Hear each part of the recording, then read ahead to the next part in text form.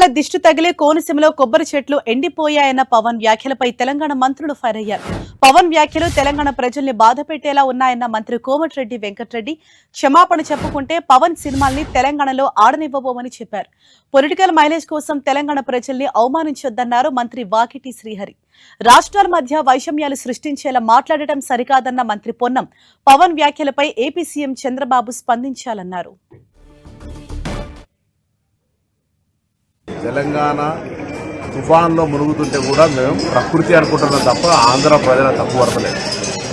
ఎక్కడో కోనసీమలో కొబ్బరి చెట్టు ఎండిపోతే ఆంధ్రలో ప్రాతినిధ్యం వహిస్తున్న ఉప ముఖ్యమంత్రి తెలంగాణ వల్ల దృష్టి జరిగిందంటే ఆయన వివేకవంతుడు అవివేకవంతుడు నాకు తెలియదు.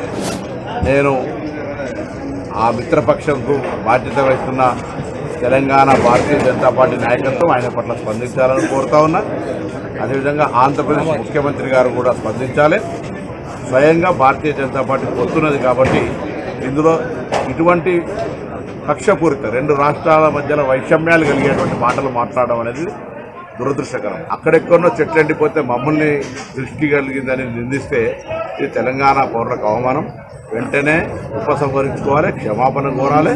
భవిష్యత్తులో ఇటువంటి వివక్షపూరిత మాటలు మాట్లాడద్దు, విజ్ఞతగా వ్యవహరించు. ఉప ముఖ్యమంత్రి అయినా ఇంకా సినిమా నటుడు కాదు, కొంత బాధ్యతగా మాట్లాడు నేర్చుకోవాలని చెప్పి నేను ఈ సందర్భంగా కోరుతాను. పవన్ కళ్యాణ్ చేసిన వ్యాఖ్యలు సరైనవి కావు.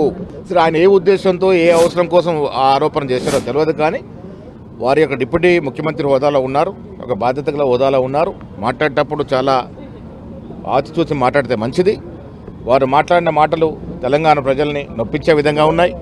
వారికి ఈరోజు కూడా వారి సినిమాలు తెలంగాణలో బాగా ఆడుతాయి, వారికి ఆదరణ ఉంది. అది మర్చిపోయారేమో. తెలంగాణ ప్రజల యొక్క మనోభావాలను దెబ్బతీసే విధంగా పవన్ కళ్యాణ్ ఎవరు మాట్లాడినా అది మంచిది కాదు. వారి మాటలు వెనక్కి తీసుకోవాలి.